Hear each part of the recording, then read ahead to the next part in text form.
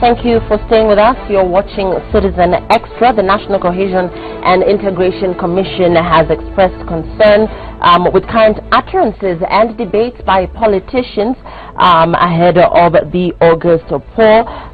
They say that such utterances are a threat to the national cohesion and peaceful coexistence in the country, especially as the country prepares for the general elections in August. We continue with this conversation in studio. 34 days to the polls. With me in studio, Dunstan Omari, political analyst, Odoyo Owedi, political analyst, and Joy Mdivo, who is also a political analyst. Let's start with you, Dunstan, on the NCIC and its calls for peace and sensitivity as politicians campaign, just their call for peace as we head towards the polls. Do you think that this institution has been effective in curbing or in checking these negative and alarmist utterances? I come from the point of view that that entity is a waste of public funds. It needs to be disbanded today. Hate speech is a criminal offense. We have removed the works of the police and created the Kaparo thing. We have created the ethics and anti-corruption issue. We have created the forest issue. We have taken the core mandate of the criminal law from the Kenya Police Service to specialized entities that serve political works. I was involved in the famous Pangani 6 cases, which have almost collapsed, all of them. The type of investigations that these people claim to do, they don't have the capacity to investigate. The types and quality of the people, professionals manning those desks of the Kaparo thing have no capacity with the type of the police officers that are under the Director of Criminal Investigation Department. Today, the selectivity and the way the Kaparo-led thing talks about what happened with when Mandago, the governor of Wasingishu, raised a very serious issue. What happened? That story ended. I am coming from a point of view from where I sit, that is another political party. Their role is to raise to the occasion, give utterances in hotels, and that is all. So in my own view, Kenyans need, after these elections is over, to sit and evaluate, do an audit, the very many entities that we have duplicated. Do they have any work that they are supposed to do? Then when you hear them take anybody to court, and the courts, the judiciary is in Mombasa. The Chief Justice has put it very clearly that we will acquit anybody who will be brought before this court if there is no sufficient evidence. And once the courts acquit because there is no investigation, there is no sufficient evidence, then what do they say? The weakest link to the fight against hate speech, to the fight against inciting people, is the judiciary. Let it be very clear that I'm a lawyer. We defend whoever is brought to court based on the evidence that the state will produce. In my own view, the Kaparo-led commission, senior lawyer Kaparo should just resign and say, we have no job here to do. Show me any conviction that thing has ever achieved. All through is a talk show. Owedi, who is the weakest link in the fight against hate speech? The NCIC seems to be playing its role in calling for peace and indeed calling out politicians when they make these utterances. But where does the onus lie when you have politicians that continue to campaign and peddle hate speech, when you have an electorate that is also not holding back on social media and that is quick to send alarmist messages on WhatsApp, on Twitter?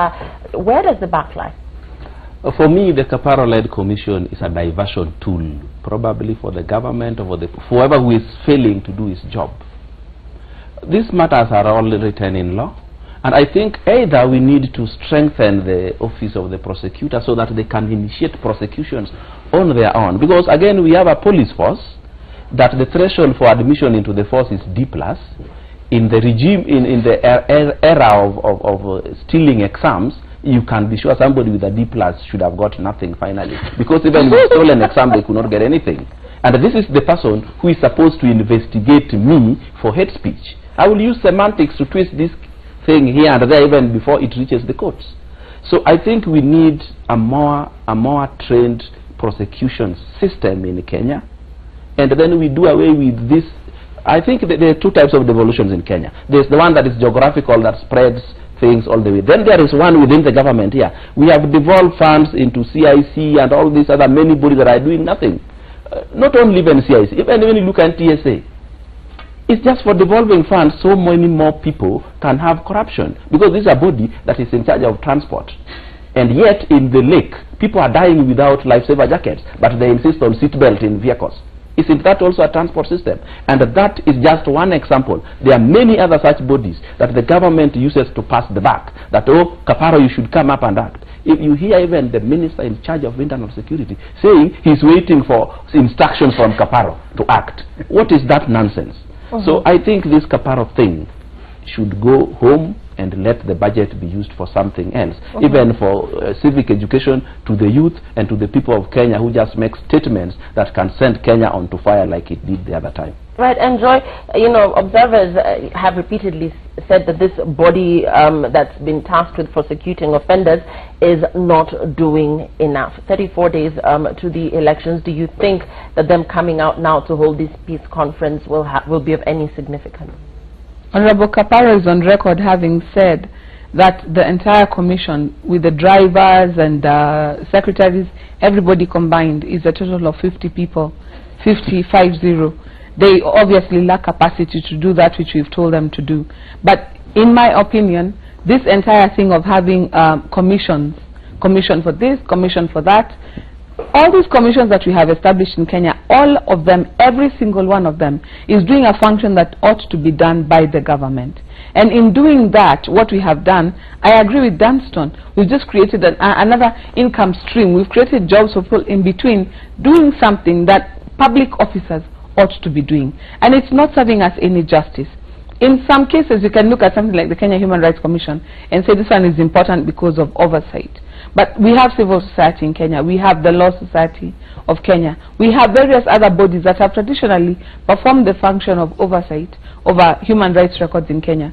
So it's not just a problem with NCIC. This entire notion of forming commissions is because as Kenyans, we don't believe government has the goodwill to do that which they ought to do, that which we're hiring them to do with every election cycle. And therefore we create these other people who are not elected officials to do that which government is supposed to do. And I must agree also with Owidi, sometimes it's a question of capacity. For example, let's look at the NCIC. We created an act to help them to deal with hate speech. But if you look at what we already had in the penal code, when we're talking about hate speech, in the penal code, if you incite people, if you use your utterances to incite people to actually to bring violence, it's punishable by, I think it's imprisonment for, I think it was 20 years, something like that. Yes. It's very harsh. But look at what we have in the act.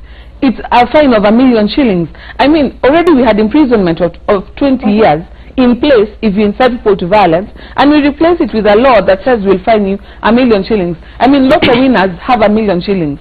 1 million shillings these days is not inconceivable. Therefore, we need to come to a place even as Kenyans. Let us audit our laws. As lawyers, Dunston and I and the Law Society of Kenya, we need to audit our laws. Some of these things that we are passing these days are creating confusion, and in confusion, I will tell you as a lawyer, that is where you find loopholes to be able to navigate through the laws. That's why the NCIC is unable to have even one conviction, because the threshold is very high. And for you to meet that threshold, for example, they say, we took this guy to court, but the media houses refused to give us footage. Why would the media houses give you footage? Everybody knows that journalists protect their sources. Why would they give you footage? If you're serious that you want to prosecute someone, go get the footage yourself. Go with their recording devices. Right. And so they have no capacity to do that which we're asking them to do. And it's gotten to a place where now a very critical issue, hate speech is very critical, and especially with, given our history, it's very critical. But now everybody else is supposed to do something. The police, the NSIS, the prosecutors, the courts, everybody is folding their arms, waiting for these 50 people to come up with enough evidence to actually secure conviction. It's impossible. And we're back with more on that, but for now, we are crossing over to the Saroba Panafric here in Nairobi County, where NASA presidential candidate Raila Odinga is giving a presser. Let's listen in to what he has to say. Back on the illicit brews and criminal gangs, not only in Kiambu, but across the nation. In the end, all these efforts will come to nothing if we do not pull together as one people building one nation.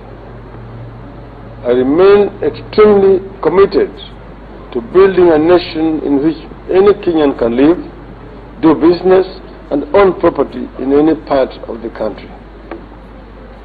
That is why national unity is the first item in the NASA manifesto. We mean it.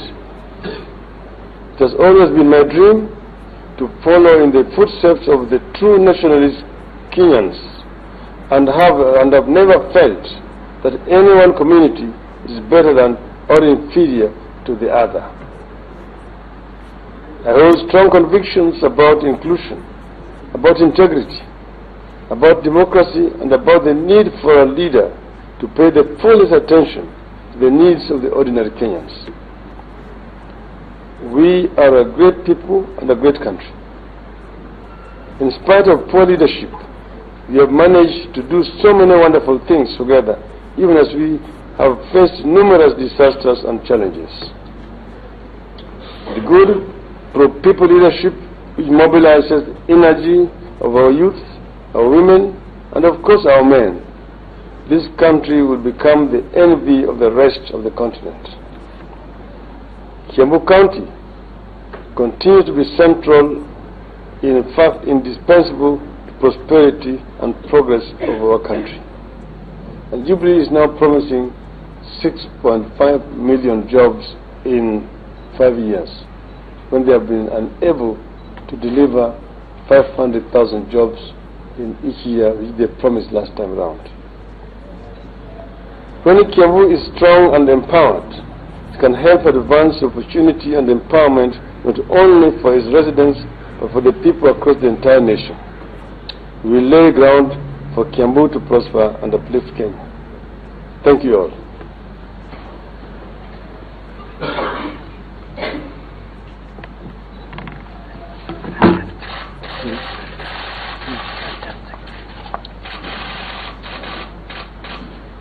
Yes, sorry. Yeah, my name is Commander Benjamin from Radio Africa. There has been a lot of propaganda against you on the ground. One of them is that you're a dictator, another is the takeaway land. Maybe you can tell us how you're going to address that in the And number two, the region has had 3 presidents, so definitely there have been close to power. How will you deliver, and you're not from that region, and they already had 3 presidents, and you say they never delivered to them?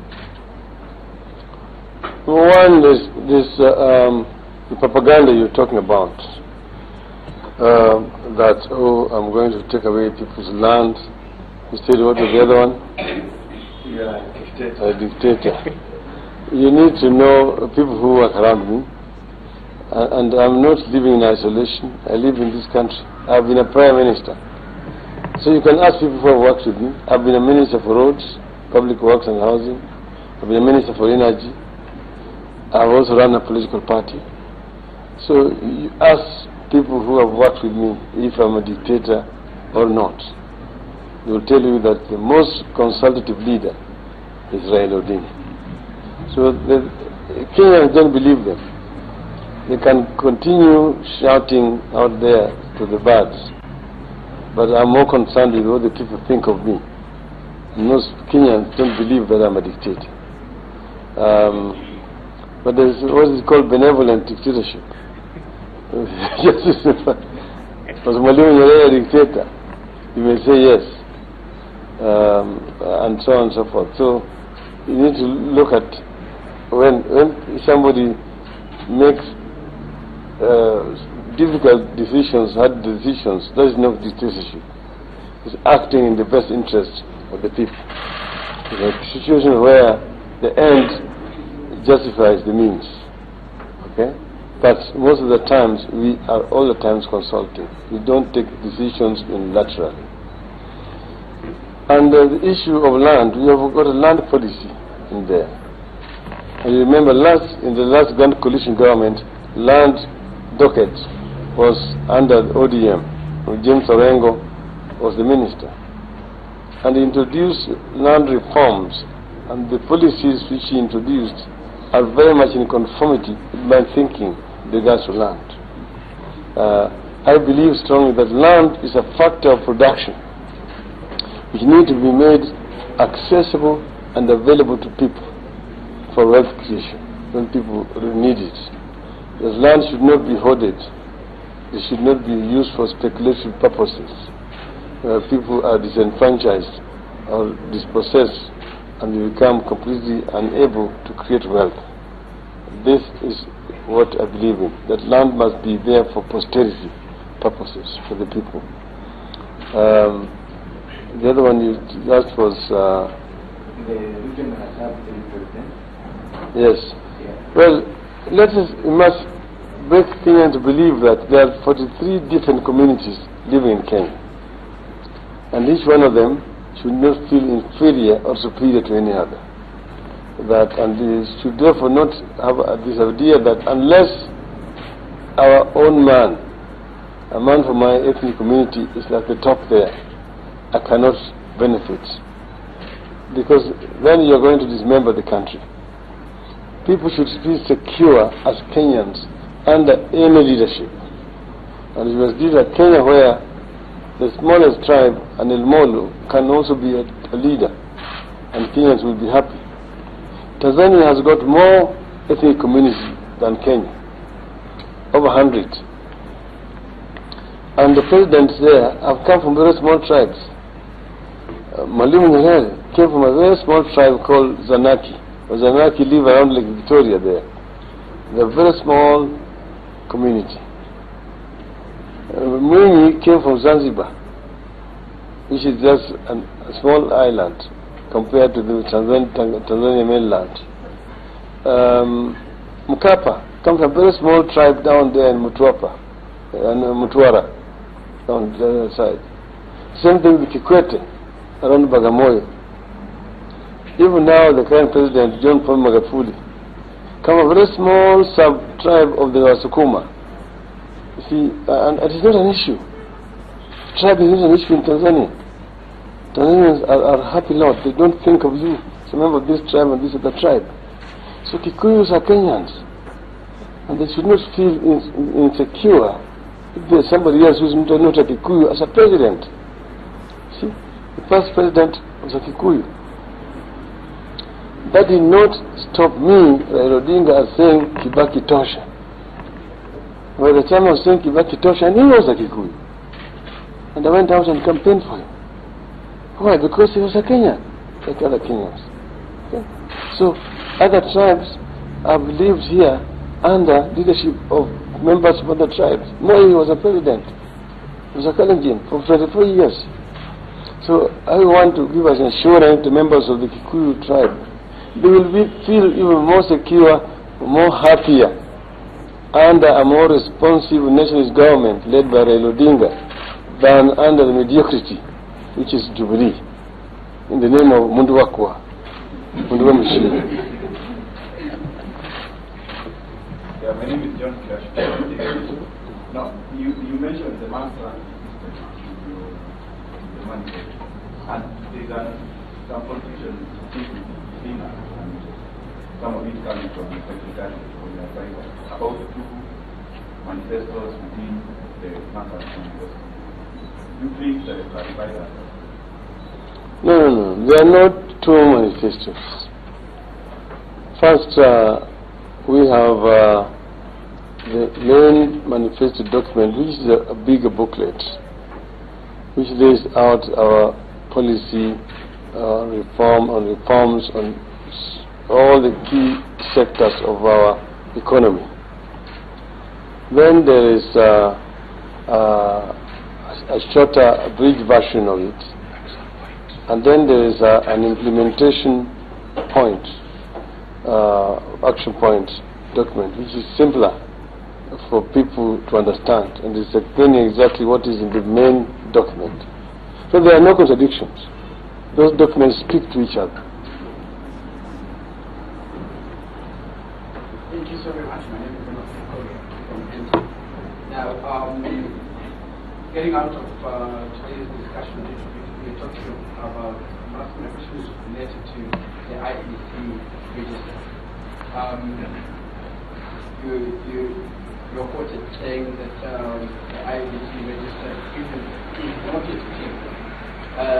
Actually, some time back, I talked to IEC commissioner who said that the problem is not there, that the report by KPMG was not detailed, that the report only estimated the number of people who might be dead, but they are still voters, but they don't give the actual details of the people that are supposed to be removed. So, according to them, it was a shoddy work. I don't know what is the thinking on that.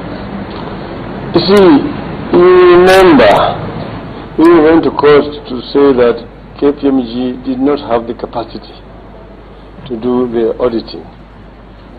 And the IBC defended the KPMG. And then there was one time when we wanted to reach an out-of-court settlement. When we asked the KPMG, could they say that yes, they had not done it, but that they are going to employ a company with the experience and capacity. When we asked them to name that company, they were unable to name it under the excuse that it was a customer-client issue. Well, we are here with us, and the facts has now come home to haunt our IDC, because KPMG have done nothing, and we're sure that they've been paid a lot of money. Just need to ask how much money have they been paid. Because when as we've been looking for that report, our officers have gone to IBC several times to try to get that report. It's not available. When our Secretary General asked for it, Professor Agnes Zani, it was told that the report has been presented to Parliament. But right, that's NASA presidential candidate Raila Odinga. He is addressing the media at the Sarova Pan-Afric here in Nairobi County. That's ahead of his tour to Kiambu. That's his campaign tour. He will be headed to Kiambu, where he'll spend the better part of the day in campaigns. We're now crossing over to the Sarova White Sands in Mombasa County, where Justice David Maranga is also addressing the media. Let's listen in. The general elections in August. We, as the judiciary, are prepared to handle those petitions and complete them as required by the Constitution within the period set in the Constitution. The judges of all the courts have had what I would call refresher courses, because you can't, we are not training. It's just refresher courses, as I said, to evaluate the issues we dealt with after last election, and the likely issues that are likely to come, and how we should handle them. So that one we have done. The judges and the magistrates are ready, and we will handle those petitions, many as they will be. The judiciary is ready, and it has completed with all the logistical issues. We will deal with those petitions and complete them within the time specified. We understand that the judiciary is still handling cases of the party family. And we had the DPP also about ballot papers. Some of those places being printed. Is it the same concern? And what assurance can you give us that the Kenyans that these cases will be handled? Yes. Ladies and gentlemen, I want you to report us correctly, because when you give when you give a tweak to the statement I make, to suit perhaps, or to be what you consider as, news value, and it gives a completely different message, it is extremely unfair and wrong, because you like mislead the public. For example, when I spoke in Kisumu, in Homa Bay, I was not referring at all, and I didn't have in mind the case which is before court now on the tender. But that's what came out. What we are saying is we are dealing with cases that have come. The law has not set a limit. But we know that it is going to create problems for if we continue going on and we have no choice. We are dealing with them as they come, and we will continue dealing with them until we finalize them. That may upset. Assume the IBC has printed ballot papers with the name of a governor on it, and then there is a petition against that governor, and it has come to court. That governor, according to the court, it should not be on the ballot paper, or somebody else should be on the ballot paper. It becomes untidy to add the name of that person and all that. We are endeavoring to do our best so that we don't cause problems for IBC.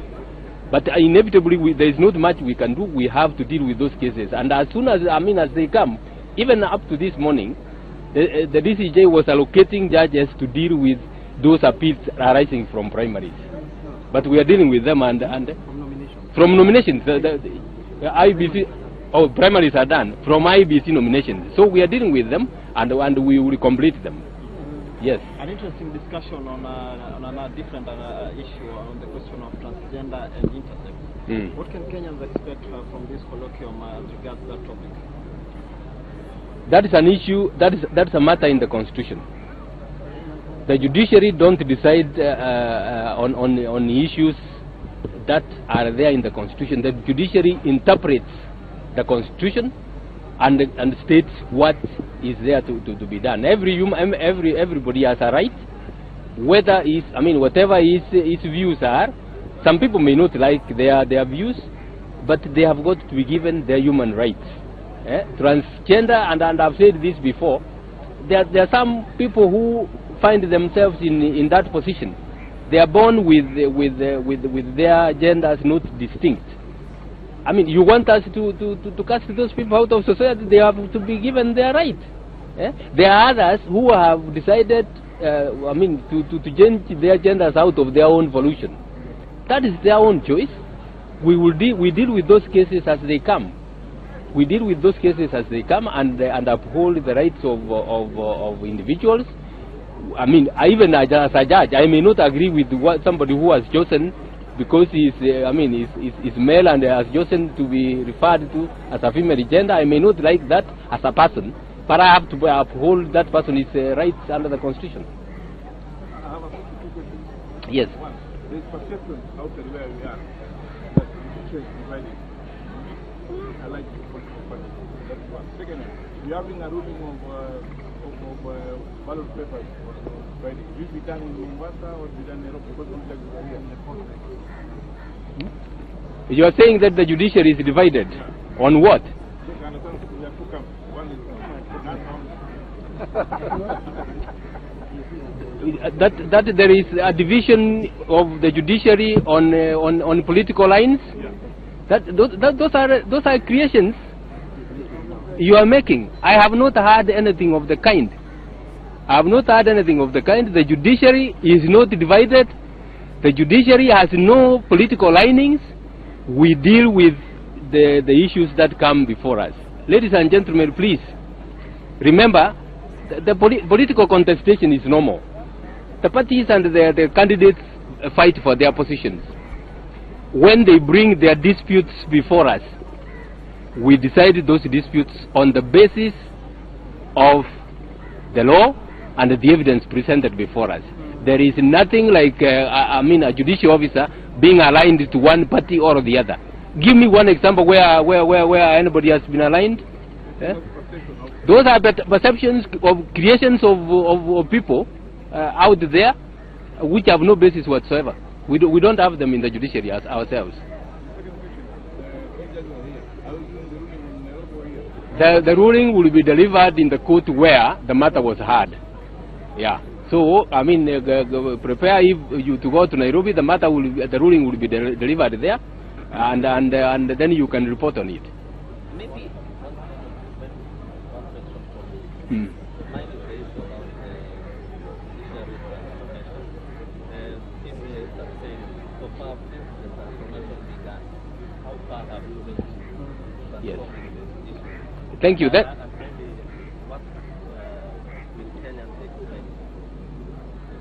Thank you very much. The judiciary transformation was started by my predecessor, Honorable Justice Willie Mutunga. I didn't come to uproot all that and start all over again. That's why I have come up with sustaining judiciary transformation. We are proceeding forward. The focus is on a service delivery. We have issues here and there which delay just. That's what we are focusing on. We are, as we proceed, for example, we are now seriously trying to get digitization of our records, and already we have started that on a pilot basis, and we are going on. So, as we have stated in that blueprint, we want to clear, for example, all cases more than 5 years old by the end of next year. And as the years progress, we will deal with the oldest case in the system, and continue as we deal with the current ones which are urgent. So that is the operation we want to involve in. Mine is just what was your message rather to the judges?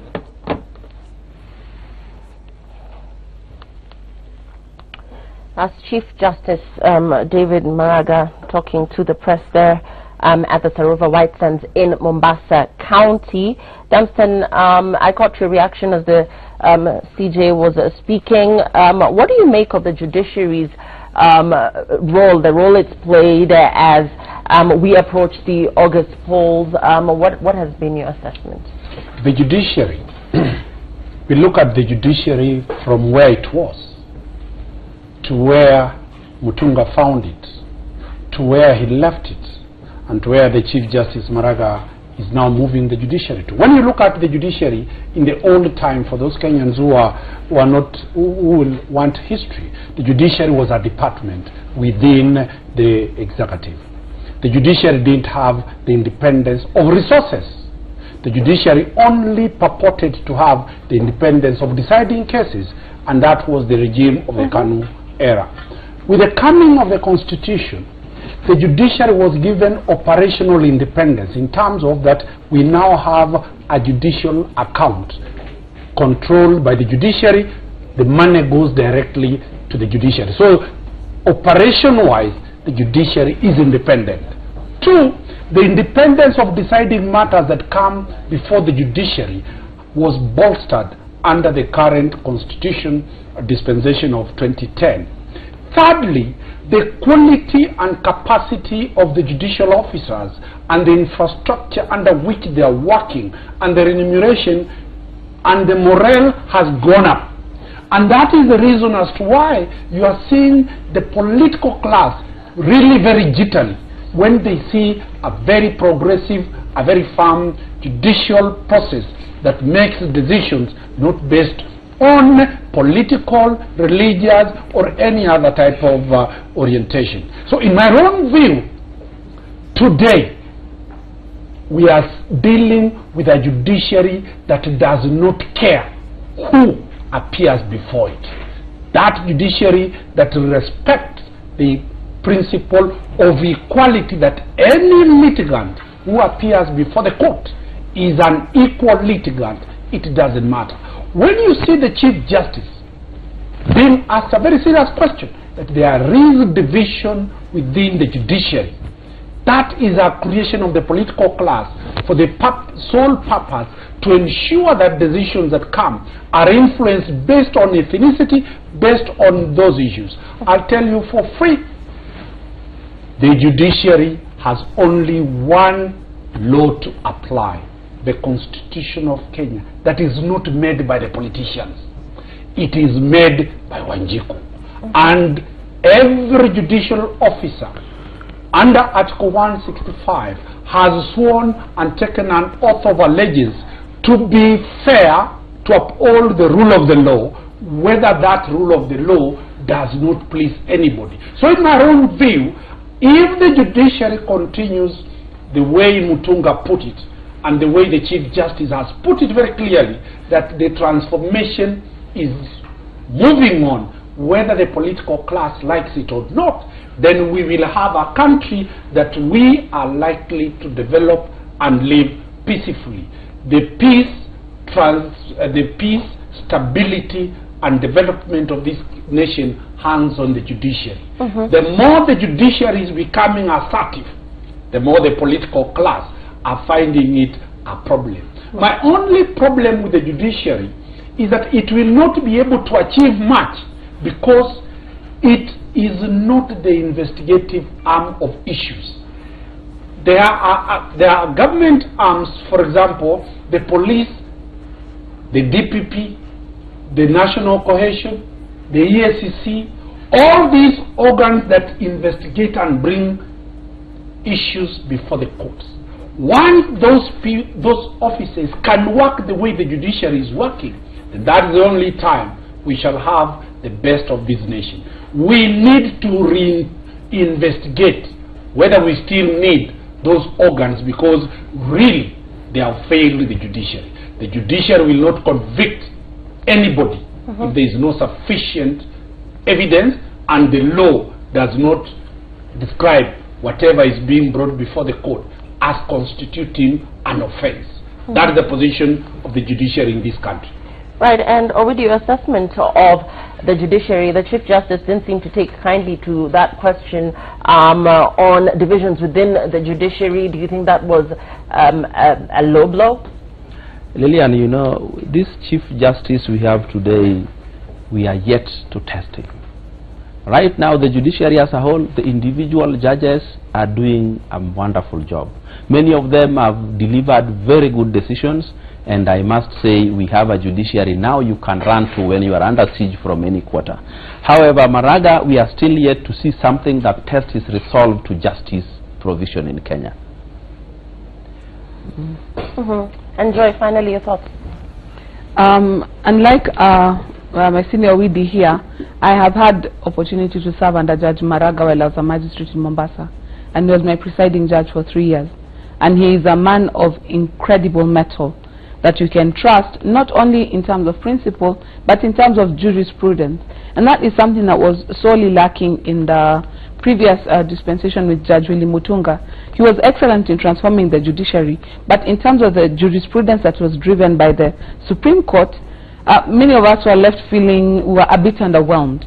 But with Judge Maraga, with the current bench that he has in the Supreme Court, I'm sure even if the matter of the presidential election ends up in the court, we are going to see some excellent jurisprudence being developed. We see the likes of Judge Lenaola has distinguished himself in the Constitutional Court, and now with an opportunity to interpret the Constitution, as Danson has correctly pointed out, we can be sure that we have men and women not only of integrity, but of excellent legal pedigree, who are going to give us something that we understand and that we can rely on in future to help us in matters of election petitions. But I also like what the judge pointed out. He said, look, it's not a matter of are we together politically or are we together on the same page. No, the thing that the judiciary has to remember is that when a matter is presented before you, that is when you deal with it. What you do with your private life is neither here nor there. But as a judiciary, every judicial officer has taken an oath individually to uphold the law. And therefore, there's no question of we are together or we are apart. It's just a question of fidelity to the law. And up until now, I think what we have seen coming from the bench is a bench that is independent, is emboldened, and I have every confidence that what you're going to see moving forward is a judiciary that will actually rise to the occasion whenever they are tested. We're taking a very short break. We are in our final hour of Citizen Extra. We're back with more in just a bit. Stay with us.